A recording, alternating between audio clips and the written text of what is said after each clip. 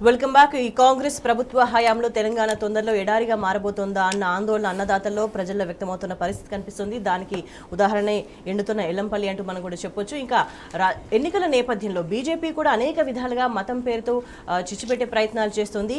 మరోవైపు కాంగ్రెస్ చాలా స్ట్రాంగ్గా ప్రజల్ని మోసం చేసే ప్రయత్నం చేస్తుందన్న అభిప్రాయం వ్యక్తమవుతుంది. ఇంకా చాలా అంశాలనే మనం మాట్లాడదాం. ఇవాళ మనతో పాటు చర్చలు జాయిన్ అవుతున్నారు బీఆర్ఎస్ నుంచి నరసింహారెడ్డి గారు, అదేవిధంగా అయచితం శ్రీధర్ గారు. నమస్తే అండి. నరసింహారెడ్డి గారు, ఎట్లా చూడాలి అంటే ఒకనాడు కాళేశ్వరం దాన్ని బూచిగా చూపి రాష్ట్రంలో రైతాంగం అంతా కూడా ఇబ్బంది పడే పరిస్థితి ఇది తీసుకొచ్చింది కాంగ్రెస్ ప్రభుత్వం. కాళేశ్వరం వల్ల ఒక్క ఉపయోగం లేదు, పైసా ఉపయోగం లేదని చెప్పేసి ఇప్పుడు ప్రాజెక్టుల్లో నీళ్ళు లేవు. మరి దానికి కారణం ఏంటి అంటే మరి కాళేశ్వరం గురించి తాను చెప్పిన వ్యాఖ్యలు తప్పు అని ఒప్పుకునే పరిస్థితి కనిపిస్తుందా? ఎట్లా చూడాలి? ప్రజలు ఏం గమనించాలి? ఇప్పుడు దీంట్లో సింపుల్ అంశాలు ఏంటంటే పెద్దగా ఇలా రాజకీయం కూడా ఏం లేదు. నిరుడు ఈ టైంలో ఎల్లంపల్లిలో ఎన్ని టీఎంసీలు ఉన్నాయి? వాటర్ 13.5 టీఎంసీలతో నిరుడు ఇదే నెలలో పోయిన సంవత్సరం 2023లో ఉన్న దాంట్లో ఉన్నాయి. మరి ఈ సంవత్సరం 6 టీఎంసీలు కూడా లేవు నీళ్ళు. కారణం ఏంటి? వర్షాలు ఈ సీజన్లో పోయిన సంవత్సరం కంటే దరిదాపు 7.58% ఎక్కువ పడ్డాయి వర్షపాతం. దాని అర్థం ఏంటంటే మీరు కాళేశ్వరం ఒట్టిగానే మొత్తం 1,00,000 కోట్లు మెట్ల పోసిండు కేసీఆర్, గంగలో గోదావరిలో పోసినట్టు. కేసీఆర్ సూర్యాపేటకు రాగానే, జనగాం రాగానే, తిరుమలగిరి రాగానే వెంటనే బాహుమలి మోటార్లు ఆనై నీళ్ళు ఎత్తిపోస్తారు వరదకాలకు. ప్రజలు ఆలోచిస్తుండ్రు. అలా మేము మీటింగ్లు పెడుతుంటే చెప్తుండ్రు, కాంగ్రెస్ ఇజ్జత్ తీస్తున్నారు ప్రజలు. ఎందుకంటే ఇంత అవగాహన రాహిత్యము, దీంట్లో కూడా నీళ్ళ రాజకీయము, రైతులతోని రాజకీయము, మహిళలతోని రాజకీయము, రాజకీయాల కోసమే పుట్టి అబద్ధాల పుట్టలుగా మారుతున్న కాంగ్రెస్ పార్టీని చీదరించుకునే పరిస్థితి వస్తుంది. మరి కాళేశ్వరం లేదంటారు. నిరుడు ఈ టైంలో పోయిన సంవత్సరంలో అల్ల నుంచి ఉన్న నీళ్ళని ఎత్తిపోసి ఎల్లంపల్లిలో పోసిండ్రు. ఇప్పుడు దీంట్లో విషయం ఏంటంటే నీళ్ళు ఉన్నప్పుడు గోదావరిలో ఎత్తిపోయడానికి పెట్టుకున్న ప్రాజెక్టే కాళేశ్వరం. అది అన్నారమైనా, సుందీలైనా, మేడిగడ్డ అయినా ఆపి ఎత్తి పైకి పోసుకొని ఎల్లంపల్లి కానీ మిగతాయి కానీ చెర్లు నింపుకోవటం కానీ, మల్లన్న సాగర్ కావచ్చు, ఇక్కడ బస్వాపూర్ వరకు, ఆలేరులో ఉన్న బస్వాపూర్ వరకు అది ప్రాజెక్ట్ సింపుల్గా. మీరు నీళ్ళు వదిలేస్తారు. ఇప్పుడు 2 పిల్లలు కుంగిపోయినా నీళ్ళని వదిలేస్తారు. పోనీ అన్నారం కన్నెపల్లిలో ఉన్న సుందిలా దాంట్లో ఉన్నాయని పోసిరా, మొన్న పోసినా అయ్యే నీళ్ళు మళ్ళీ లేవు అనుకుంటా. అంటే రాజకీయ నెపం బట్టి కేసీఆర్ మీద ఒక నెపం వేసేసి బట్టగాల్చి మీదేసేసి మీరు రాజకీయాలు చేయాలి. రైతులు నాశనమైనా పర్వాలేదు, ఇగో ఇట్లా ఎండిపోయినా పర్వాలేదు, ఇట్లా ఎండిపోయినా పర్వాలేదు, చెల్లెళ్ళ నీళ్లు లేకున్నా పర్వాలేదు, రైతుల ధాన్యం 500 లేకున్నా పర్వాలేదు, రుణమాఫీ చేయకున్నా పర్వాలేదు, కానీ కేసీఆర్ మాత్రం రోజు తిట్టాలి. కాంగ్రెస్ నాయకులకు కొంచెమన్నా బుద్ధి జ్ఞానం ఉండాలి. ఈ టైంలో కూడా మీరు వచ్చి 4 నెలల తర్వాత కూడా స్వేచ్ఛ గారు ఒక్కనాడంటే ఒక్కనాడు మీ ఉపన్యాసాలలో, మీ పత్రికలలో, మీకు అనుకూలంగా బాకాలు ఉదే పత్రికలలో, టీవీ ఛానళ్ళల్లో, సోషల్ మీడియాలలో కేసీఆర్ పేరు లేకుండా, కేసీఆర్ని తిట్టకుండా ఒక్కరోజు చూపించమని చెప్పండి. నేను ఛాలెంజ్ చేస్తున్నాను. మరి మీరు అంత సిపాయిలే అయితే, మీ పరిపాలన మంచిగా ఉంటే, ప్రజలు మిమ్మల్ని నమ్మితే, ఇవాళ పార్లమెంట్లో ఓట్లు అడిగేటప్పుడు నువ్వేమని చెప్పినావు? ఈ 100 రోజుల పాలన రెఫరెండం అన్నావు. మరి పరిపాలన గురించి మాట్లాడాలి కదా నువ్వు. ఇగో నేను ఇది చేసిన 100 రోజులలో నాకు ఓటు వేయండి, పార్లమెంటు మా అభ్యర్థిని గెలిపించానని అడగాలి రేవంత్ రెడ్డి గారు. ఏం చెప్తున్నాడు? నిన్న కూడా భువనగిరి మీటింగ్లో మళ్ళీ అదే పాట. కేసీఆర్ మొత్తం స్టేట్ని ఇలా ఆర్థికంగా నష్టం చేసిండు కాబట్టి మేము ఏం చేయలేకపోతున్నాం. ఏం నష్టం చేసిండు రేవంత్ రెడ్డి? నీకు ఇలా అప్పులు పుడుతున్నాయి. 20,000 కోట్ల అప్పులు తెచ్చినావు. 20,000 కోట్ల అప్పులు ఆర్థిక పరిస్థితి బాగలేకుంటే ఎవడన్నా అప్పిస్తాడా రాష్ట్రానికి? నిజంగా నువ్వు అన్నట్టే తెలంగాణను కేసీఆర్ ధ్వంసం చేస్తే ఈ 4 నెలలు 20,000 కోట్ల ఆదాయం ఎట్లొచ్చింది? 7,000 కోట్లు ఎట్లా మిగిలినాయి? ఎట్లా రైతు బంధుకు పెట్టిపోయింది ఆయన? 50-55,000 కోట్లు నీ దగ్గర పెట్టుకొని. అందుకే నేనేమంటున్నా, తెలంగాణ ప్రజలు దయచేసి ఆలోచన చేయాలి. పార్లమెంట్ ఎన్నికల్లో ఒక 2 అంశాలు ఆలోచన చేయాలి. ఒకటి, పరిపాలన చూసి ఓటేయమన్న రేవంత్ రెడ్డి పరిపాలన అసలు ఎట్లుంది? ఇంత మంచిగుందా, మంచిగా లేదా? రైతులు సంతోషంగా ఉన్నారా, మహిళలు సంతోషంగా ఉన్నారా? ఏ వర్గానికి రేవంత్ రెడ్డి ఈ 4 నెలల్లో చేసిన మేలేంటి, కీడేంటి, ఎట్లయిపోయింది అనేది మీకు పండిస్తున్న పంటలు, మీకు వచ్చిన బోనస్, 4,000 పెన్షన్, 2,500 మహాలక్ష్మి పథకం, 13 హామీలతోనున్న 6 గ్యారంటీలలో అమలుకు నోచుకొనివి 8 పథకాలు ఉన్నాయి. ముఖ్యంగా ఘోరంగా దెబ్బతిన్నది రైతాంగం. రైతులకు 6 హామీలు ఇచ్చినారు. ఒకటి 2 లక్షల రుణమాఫీ, 2 500 క్వింటాలకు బోనస్ ఇస్తామన్నారు, రైతు భరోసా రైతులకు 15,000, కౌలు రైతులకు 15,000, వ్యవసాయ కూలీలకు 12,000, 24 గంటల కరెంట్. ఈ 6 హామీలు మీరు ఇచ్చినారు. ఈ 6 హామీలలో మీరు రైతులకు ఇచ్చినారు. మీ దాంట్లో ఈ 6 హామీలలో ఏది అమలు చేసినారో చెప్పండి ఒక్కటి దయచేసి. 500 బోనస్ డిసెంబర్లో పంటలు వస్తే దానికి ఇస్తామన్నారు, ఇవ్వలేదు. ఇప్పుడేమంటారు వానకాలం ఇస్తున్నారు. వచ్చే వానకాలం అంటే 3 సీజన్లు ఎక్కువ 2. ఇంకోటి రైతులకు ఇస్తానంటే 15,000. ఏది 15,000 భరోసా? కేసీఆర్ లాగా 10,000 పాత పద్ధతులు ఇస్తానంటే ఇంతవరకు అతిలేదు. అంటే మీరు ఒక్క రైతు బంధు వేయడానికి మీకు 4 నెలల టైంలలో కూడా మీకు డబ్బులు దొరుకుతలేవా? మరి 11 విడతలుగా కేసీఆర్ గారు కరోనా ఉన్న, ఆర్థిక పరిస్థితి బాగున్నా బాగలేకపోయినా టెన్షన్గా వారం రోజులలో రైతాంగాన్ని మొత్తానికి 69 లక్షల రైతుల ఖాతాలలో 3వ హామీ మీరు ఇచ్చింది. బోనస్ అయిపోయింది. కరెంట్ ఏది? 24 గంటలు కరెంట్ లేదు. కళ్ళాలలో ఒట్టియాలి, ఎవరు కొనడానికి కూడా సిద్ధంగా లేరు. వడగళ్ళ వానలు పడి మొత్తం రైతులు నష్టపోతున్నారు. కొనుగోలు కేంద్రాలు తెలియరు. మిల్లర్లు కొంటారంటారు. మిల్లర్లు ఎందుకు కొంటాడండి? కేసీఆర్ మిల్లర్ల మీద ఆధారపడి రైతాంగం యొక్క ధాన్యం కొనలే. సారీ, గుర్తుపెట్టుకోవాలి మీరు రేవంత్ రెడ్డి గారు, కాంగ్రెస్ నాయకులు. కేసీఆర్ మొత్తం పంటను కొన్నాడు. ప్రభుత్వం కొన్నది. ప్రభుత్వం వరి కొన్నది, మొక్కజొన్నలు కొన్నది, జొన్నలు కొన్నది, అన్ని కొన్నది. కందులు కొన్నారు. మొత్తం పంట కొని 22,000 కోట్ల రూపాయలు కేసీఆర్ గారు ఖర్చు చేసినారు పంట కొనుగోలు విషయంలో. మిల్లర్లు కొనుక్కోను అంటే వాడెందుకు కొంటాడు? వాళ్ళంతా సిండికేట్. ఎప్పుడైతే తక్కువ రేటు కొనాలనుకుంటాడు వ్యాపారస్తుడు, ఎక్కువ రేటుకి ఎందుకు కొనుక్కుంటాడు? అని పడతలే అంటావు. మిల్లుల లైసెన్సులు క్యాన్సిల్ చేస్తా, అది కాదు కదా. నువ్వెందుకు కొంటలేవని మా ప్రశ్న. రైతులు అడిగే ప్రశ్న ఇవాళ ఏంటంటే, ఇవాళ కళాలకు మేము పోయి విజిట్ చేస్తుంటే, దర్శనం చేస్తుంటే, ప్రభుత్వం ఎందుకు కొనా సార్? కేసీఆర్ కొన్నాడుగా పోయినసారి. రైతులకు ఏమి చేయలేదు, అన్యాయం రైతులు. కాబట్టి పార్లమెంట్ ఎన్నికల్లో ఏమి చేయలేదు. కాంగ్రెస్కు ఓటు అడిగే హక్కు లేదని మేము అంటున్నాం. రైట్. అంటే ఏ విధంగా చూసినా కూడా రైతులు అన్ని విధాలుగా నష్టపోయి ఏం చేయాలి ఫర్దర్గా అంటే ఒక క్వశ్చన్ మార్క్ వచ్చిన పరిస్థితి కనిపిస్తుంది. ఇక మరిన్ని అంశాలు చర్చిద్దాం. చిన్న బ్రేక్ తర్వాత బ్రేక్ తీసుకుందాం. State you. Welcome back. Sridhar గారు, అంటే రైతులకి తెలంగాణలో సాగునీరు లేదు, కరెంటు లేదు, సగం పంట పండలేదు. ఈసారి ఎండిపోయిన వచ్చిన ధాన్యం కూడా వర్షాలతోని రైతులు తీవ్రంగా నష్టపోయిన పరిస్థితి. అంటే ఇంత జరుగుతుంటే, రైతు ఈ స్థాయిలో నష్టపోతుంటే, కాంగ్రెస్ నేతలు, మంత్రులు వాళ్ళంతా కూడా ప్రజలకు భరోసా ఇవ్వాలి, ఏం చేస్తారో చెప్పాల్సిన పరిస్థితి ఉంది. కానీ ఎక్కడ పట్టించుకున్న దాఖలాలు కనిపిస్తలేవు. ముఖ్యమంత్రితో సహా పక్క రాష్ట్రాల్లో ప్రచారానికి, మొత్తం పూర్తి స్థాయిలో ప్రచారానికి పరిమితం అవడం అనేది తెలంగాణ ప్రజలు ఎట్లా తీసుకుంటారు? అంటే తెలంగాణ ప్రజలు అన్నీ గమనిస్తూ ఉంటారు. ప్రజలు చాలా తెలివైన వాడు, ఆలోచన పరులు. అయితే వాళ్ళకి సమయం రావాలి, సమయం కోసం చూస్తారు. ఇవాళ కాంగ్రెస్ ప్రభుత్వం వచ్చి 4 నెలలు దాటినా ప్రజల సమస్యల కేంద్రంగా, ప్రత్యేకించి రైతు సమస్యల కేంద్రంగా ఎప్పుడూ ఆలోచించిన దాఖలాలు లేవు. ఒక ముఖ్యమంత్రి ఢిల్లీ యాత్ర చేశారంటే రాష్ట్ర సాధన కోసం, రాష్ట్ర ప్రయోజనాల సాధన కోసం ప్రయాణించారు. ఢిల్లీ వెళ్ళాలి, అడగాలి.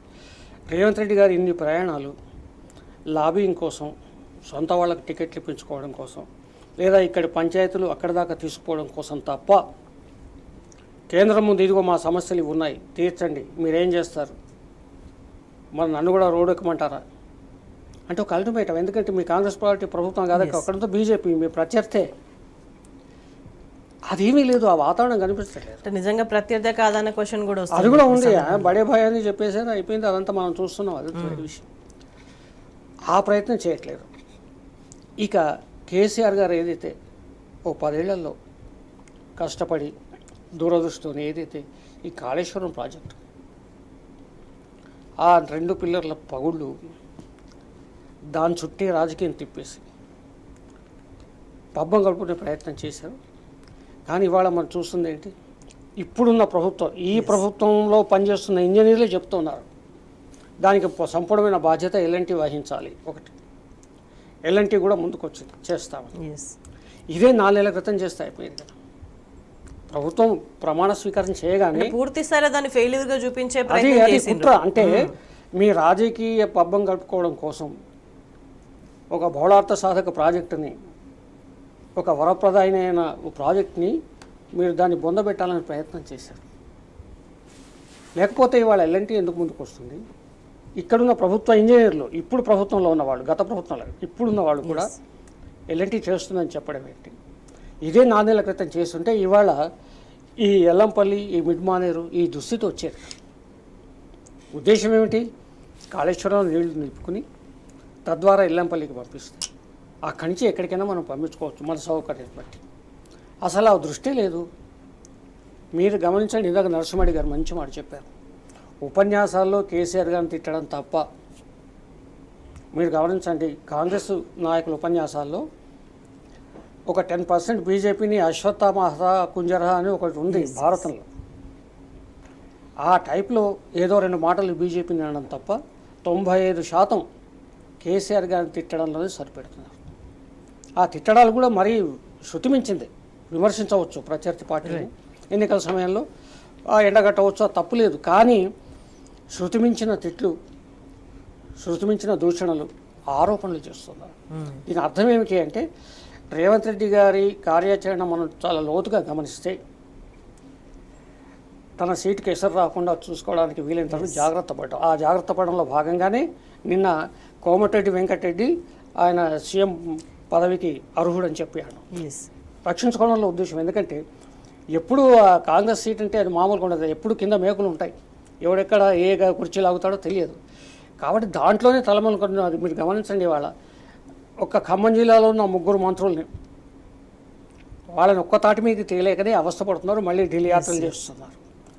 అంటే అస్తమానం ఈ మంత్రులను ఒక తాటి మీదకి తెచ్చే ప్రయత్నం, వాళ్ళని బుజ్జగించే ప్రయత్నం, వాళ్ళు రెబల్స్ కాకుండా చూసే ప్రయత్నం, ఇదే తప్ప మరి రైతులు అలో లక్ష్మణ అంటున్నారు. ఏప్రిల్ 1వ తారీఖు నాడు కలాలు స్టార్ట్ అవుతాయని చెప్పింది ప్రభుత్వం. మరి వాళ్ళ తేదీ ఎంత? 20 రోజులు దాటిపోయింది. ఈ రోజు కూడా ఏ జిల్లాలో కల్లాలు మొదలు కాలేదు, కల్లాలు తీసుకోవట్లేదు, ఆ కల్లాలు ఊసేలేదు. మరి రైతులు ఏమైపోవాలి? అన్నట్టు మీరు ఇందాక ప్రస్తావించినట్టు ఈ అకాల వర్షాలు వచ్చినాయి. అకాల వర్షాలు వస్తాయి కూడా. ఎప్పుడైనా కానీ మనం ఓ నమ్మకం ఉంది, శ్రీరామనవమి నాడు వర్షం పడుతుందని చెప్పేసి అనుకుంటూ ఉంటాం. అంటే శ్రీరామనవమికి అటు ఇటుగా వర్షం వస్తుంది, ప్రతి ఏడాది వస్తుంది. ఆ జాగ్రత్త ముందు వహించి ప్రభుత్వం కనుక రైతుల పక్షాన ఉండుంటే వేరుగా ఉండేది. కానీ రైతులు నష్టపోయారు, వడ్లన్నీ పాడైపోయినాయి. కేసీఆర్ గారి ప్రభుత్వంలో మొలకలు వచ్చిన వడ్లను కూడా కొన్నారు. కానీ ఇప్పుడు చూస్తున్నాం, రకరకాల కొర్రీలేసి అదే కాదని, ఇది కాదని, ఇదిగో అని, అదిగో అని, రైతులు ఒక్కొక్క రైతు వాడు జీవనోపాధి వదిలేసి వారం రోజులు 10 రోజులు కళ్ళాల దగ్గర పడుకుంటే వాడు బతికేం కావాలి. అంటే ఈ ప్రభుత్వ హయాంలో అనేక వర్గాల ప్రజలు నష్టపోతున్నారనే ఒకదాన్ని పక్కన పెడితే రైతులు అన్ని విధాలుగా కూడా నష్టపోతున్న పరిస్థితి కనిపిస్తుంది. అన్ని విధంగా అదే కదా. ఇప్పుడు రుణమాఫీ ఏ ఒక్క చోట వదలట్లేదు, ఏ ఒక్క చోట కూడా రుణమాఫీ లేదు. రుణం తెచ్చుకున్నారు అమాయకంగా, కాంగ్రెస్ వాళ్ళ మాటలు దమ్మి. ఆ బ్యాంకు వాళ్ళు ఏమో నోటీసులు ఇస్తున్నారు. ఆ భయాలకి రైతులు ఆత్మహత్య చేసుకుంటున్నారు, కళ్ళాల మీద ఉండి ఆత్మహత్యలు చేసుకుంటున్నారు, పంట నష్టపోయి ఆత్మహత్య చేసుకుంటున్నారు. సంక్షోభం 14కు ముందు ఏ దృశ్యమవుతుందో తెలంగాణ వ్యవసాయ చిత్రపటం మీద ఏ హృదయ విదారకమైన దృశ్యం ఉందో, రైతు ఆత్మహత్యలు, పంటలు ఎండిపోవడాలు, కళ్ళాల దగ్గర రైతులు పడిగాపులు పడ్డాలు, ఆ దృశ్యాలన్నీ కూడా 10 ఏళ్ల తర్వాత మళ్ళీ చూస్తున్నాం. అదే దుస్థితి. దీనికి కారణం ఏంటంటే రేవంత్ రెడ్డి గారి ప్రభుత్వం, వారి మంత్రులు కానీ వారి ఎమ్మెల్యేలు ఎవరైనా కూడా లాబీయింగు, రాజకీయ లబ్ధి, పదవి నిలుపుకోవడం, పదవి సాధించుకోవడం అనే యావ తప్ప రైతులు, మన ప్రజలు, వాళ్ళ కష్టాలు నష్టాలు అవి ఆలోచించట్లేదు. నరసింహారెడ్డి గారు, మరోవైపు నిన్న ముఖ్యమంత్రి అన్నారు కాంగ్రెస్ను ఓడిస్తే ఆర్టీసీ ఉచిత ప్రయాణం ఆగిపోతుంది. అంటే గతంలో కూడా అంటే మీరు పార్లమెంట్ ఎన్నికల్లో గెలిపిస్తేనే అన్ని హామీలు అమలు చేస్తానని మాట్లాడిన దగ్గరికి వెళ్ళి అన్ని అమలు చేసినామని కూడా చెప్పుకున్నారు ఆ మధ్య కాలంలో. చెప్పుకొని ఇప్పుడు ఈ ఒక్కదాన్నే పాయింట్అవుట్ చేస్తున్నారంటే ఏమంటారు? 2 అంశాలు ఉన్నాయండి దీంట్లో. ఒకటి ఏంటంటే అమలు చేయని పథకాలు మేము అమలు చేయాలంటే మాకు ఓటు వేస్తేనే అమలు చేస్తామని ఒకవైపు బ్లాక్ మెయిలింగ్. అమలు చేస్తున్న ఒకటే ఒక పథకం వాళ్ళు అమలు చేసింది మహిళలకు ఉచిత ప్రయాణం. సంతోషం, మహిళా మహిళలందరూ కూడా ఫ్రీగా తిరగటం బీఆర్ఎస్ పార్టీ కూడా కోరుకుంటుంది. బీఆర్ఎస్ పార్టీ దానికి వ్యతిరేకంగా ఇవ్వాలని చెప్తున్నాం మేము కూడా. కానీ ఇస్తున్న ఒక్క పథకం మాకు ఓటు అయిపోతే ఆపేస్తామంటున్నాం. తెలంగాణ ప్రజలు ఆలోచన చేయాలి, మహిళలు ఆలోచన చేయాలి. అంటే మాకు ఓటేస్తేనే ఆచరణలో ఉన్న పథకం కంటిన్యూ చేస్తాము, లేకుంటే ఆపేస్తాము. ఉన్న పథకాలు అమలు చేయని పథకాలు అమలు కావాలంటే మాకు ఓటేస్తేనే అమలు చేస్తాం, లేకుంటే చేయం. దీని అర్థం ఏంటండి? రాజకీయాలలో బ్లాక్మెయిల్ చేయటం. నిన్న భువనగిరిలో మాట్లాడిన దాని మీద కూడా ఈరోజు మా లీగల్ సెల్ బహుశా కేసు వేస్తుండొచ్చు. ఎప్పుడు కూడా దేవుళ్ళ పేరు ఈ కోడున్నంత కాలం తీసుకోకూడదు. వాళ్ళ మీద ప్రమాణాలు కానీ, వాళ్ళని చెప్పి ఓట్లు అడగటం కానీ, కులము మతము వీటికి సంబంధించి ఏవి కూడా రాజకీయ నాయకులు మాట్లాడరు. ఒక ముఖ్యమంత్రి బాధ్యతాయుతమైన పోస్టులో ఉన్న రేవంత్ రెడ్డి గారు ఇవాళ ఏం మాట్లాడినాడు? యాదగిరి లక్ష్మీ నరసింహ ప్రమాణం మీకు చెప్తున్నట్టు 2 లక్షలు చేస్తారు ఆగస్టు 15 అన్నాడు. నాకు ఒక డౌట్ వస్తుంది, ఆగస్టు 15 అనేది 2024 ఆగస్టా 25 ఆగస్టా? అది కూడా చెప్తలేడు. ఆగస్టు ఏ ఆగస్టు? ఈ ఆగస్టేనా వచ్చే సంవత్సరం ఆగస్టా? అంటే ఇవాళ రేపు ఎన్నికల్లో కాంగ్రెస్ పార్టీకి 4 సీట్లు తక్కువ వస్తేనో 1-2 సీట్లు వస్తేనో అమలు చేయరా మరి ఈ పథకాలు? అట్లా చెప్పిర్రా మీరు? అసెంబ్లీ ఎన్నికలప్పుడు, పార్లమెంట్ ఎన్నికలకు సంబంధించి ఏమైనా చెప్పిర్రా? కాంగ్రెస్ అనుకూల ప్రభుత్వం వస్తేనే అమలు చేస్తారని ఇప్పుడు చెప్తున్నాడు. రాహుల్ గాంధీ ప్రధానమంత్రి కావాలంటున్నాడు. రాహుల్ గాంధీ ప్రధానమంత్రి కావడానికి నువ్విచ్చిన 6 పథకాలు 420 పథకాలు అమలు చేయడానికి ఏమి సంబంధం రేవంత్ రెడ్డి? జవాబు చెప్పాలి నువ్వు. ఉట్టనే ఉపన్యాసాలు తట్టుకుంటా కేసీఆర్ తిట్టుకుంటా పోతే ప్రజలంతా అమాయకులు గారు. ఇప్పటికే అనవసరంగా ఓటేసినామని బాధపడుతున్నారు. మీరు చేస్తున్న రాజకీయాలు మాట్లాడితే కాంగ్రెస్ నాయకులు కూడా కొంచెం ఆలోచన చేయాలి. నాయకులు పెద్దలు జానారెడ్డి గారు, జైపాల్ రెడ్డిని, నేను జైపాల్ రెడ్డిని కాదు, నేను జానారెడ్డిని కాదు, ఇది ఆ రాజకీయ ప్రసంగం.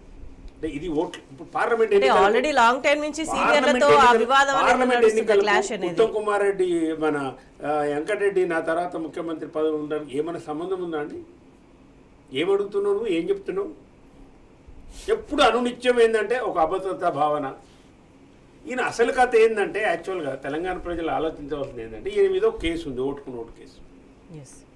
2015లో అప్పుడు 14లో 63 సీట్లున్న కేసీఆర్ ప్రభుత్వాన్ని కూల్చడానికి చంద్రబాబు గారు ఇలా గురువు గారి నాయకత్వంలో ఈయన ఎమ్మెల్యే ఉన్నప్పుడు పోయి ఒక ఎమ్మెల్యేని కొనుగోలు చేయడానికి పోయి అక్కడ 50 లక్షలు ఇచ్చి దేశమంతా చూసింది, కెమెరాలలో మొత్తం పట్టుబడ్డాడు. ఆ కేసు ఇప్పుడు సుప్రీంకోర్టులో ఉంది. రేపు జూలై 15వ తారీఖు లోపు ఖచ్చితంగా ఆ కేసుని క్లోజ్ చేయాలని సుప్రీంకోర్టు వార్నింగ్ ఇచ్చింది. ఈ ఎక్స్టెన్షన్ సీఎం అని చెప్పినారు.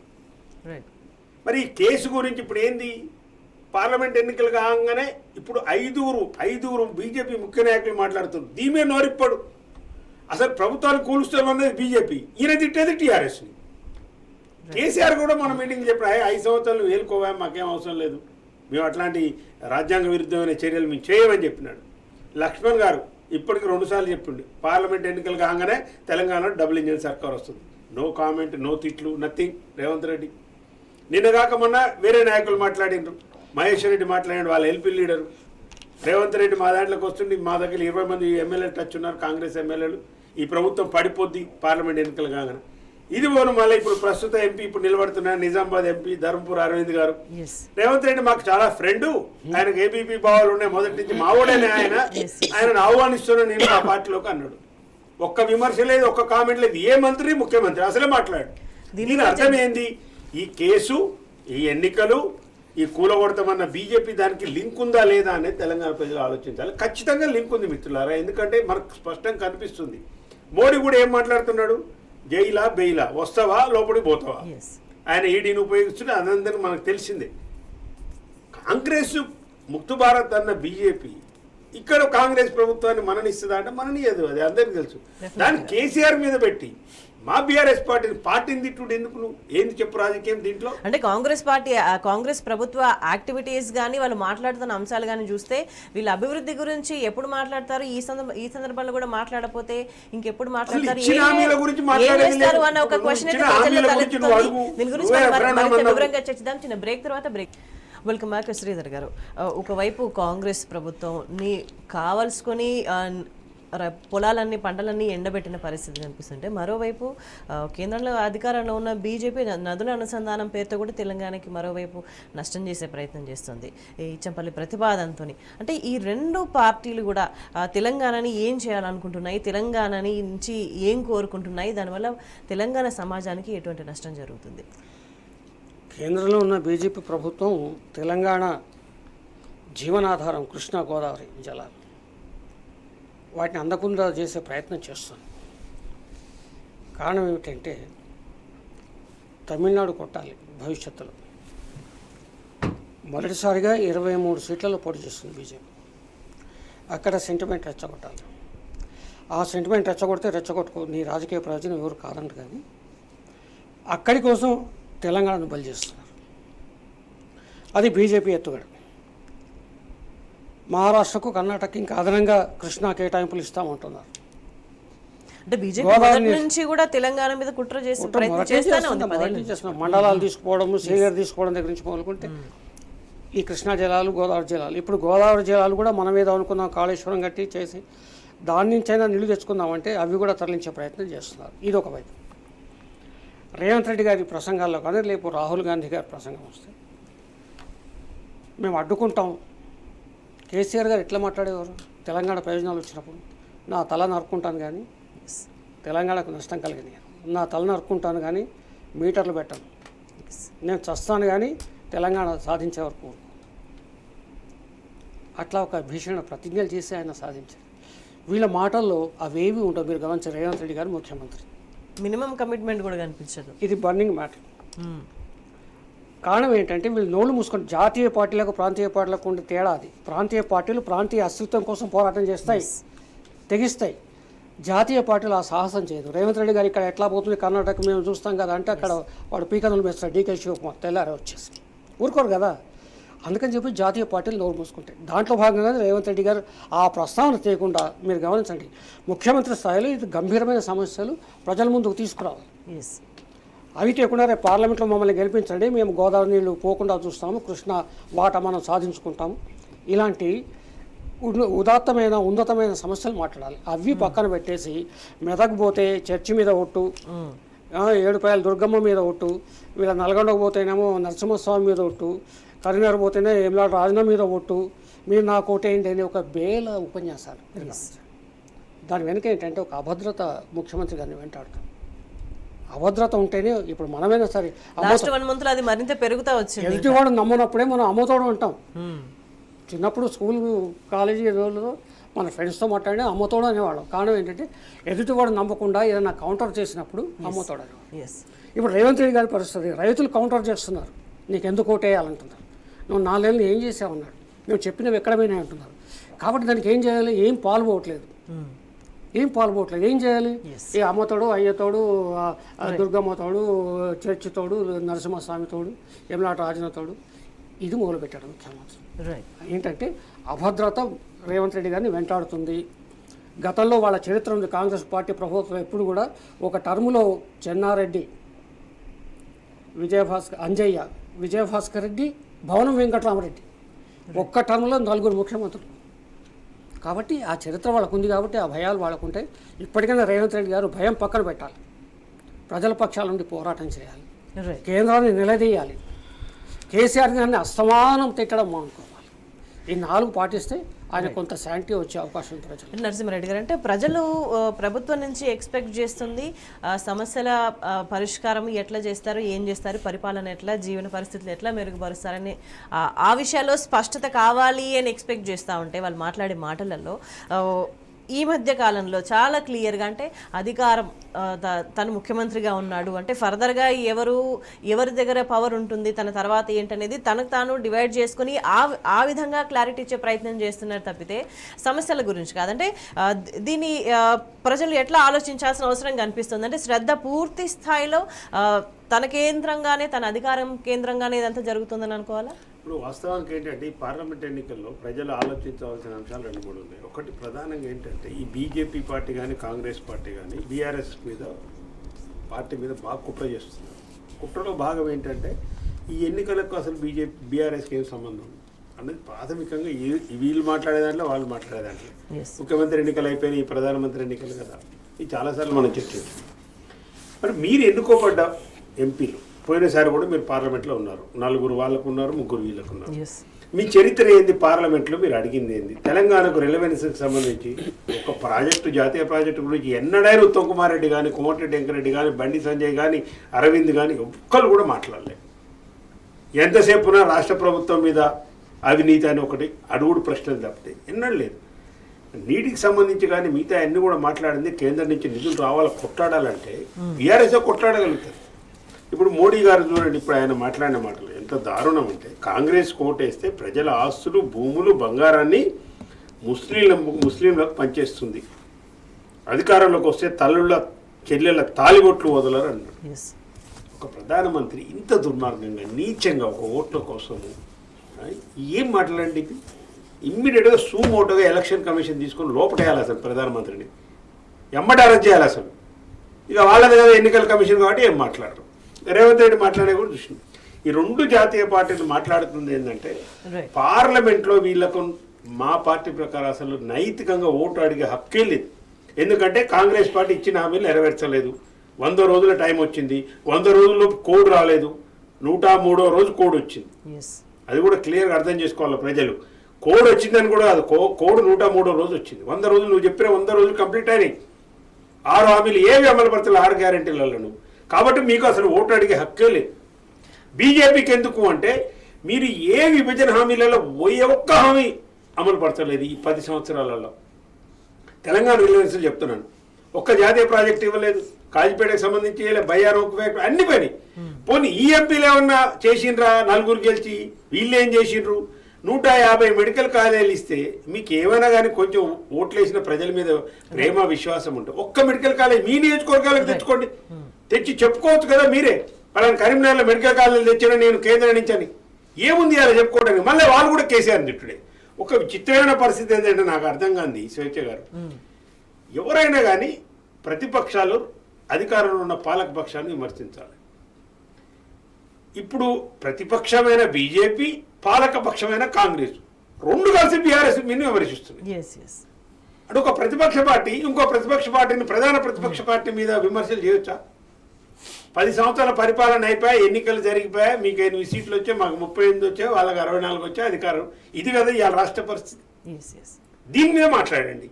అంటే కాంగ్రెస్ పార్టీ రేవంత్ రెడ్డి హామీ లేకుండా మీరేం మాట్లాడరు, ప్రభుత్వాన్ని కూలుస్తామంటే ఆయన ఏం మాట్లాడాడు? ఇవన్నీ మీరిద్దరు కలిసి రేవంత్ రెడ్డి బీజేపీలకు పోతాడనే సందేహాన్ని పెంచే అంశాలు కావా? ఒక బాట వేసుకుంటే అధికారంలో ఉండి బీజేపీ తెలంగాణకి ఏం చేసిందంటే ఏమి లేని పరిస్థితి. ఇప్పుడు ఈ మధ్య కాలంలో కాంగ్రెస్ బీజేపీ నాయకులు ఎందుకు మాట్లాడరు? మీరు కళ్ళాల దగ్గరికి ఎందుకు పోరు? నేను డైరెక్ట్ అడుగుతున్నా, మీరు రైతుల దగ్గరికి ఎందుకు పోరు? రేవంత్ రెడ్డి విమర్శించడానికి మీకు ఇష్టం లేదు, ఇప్పుడు మోడీ ఆదేశం అది, రేవంత్ రెడ్డి విమర్శించొద్దు. ఏమి చేయకపోగా స్టిల్ తెలంగాణకి నష్టం కలిగే అంశాలను కూడా ప్రస్తావిస్తున్న పరిస్థితిని తెలంగాణ ప్రజలు గమనిస్తున్నారని అభిప్రాయం వ్యక్తమవుతుంది. చర్చలో పాల్గొన్న నరసింహారెడ్డి గారికి, శ్రీధర్ గారికి ధన్యవాదాలు. That's all for now. Stay tuned.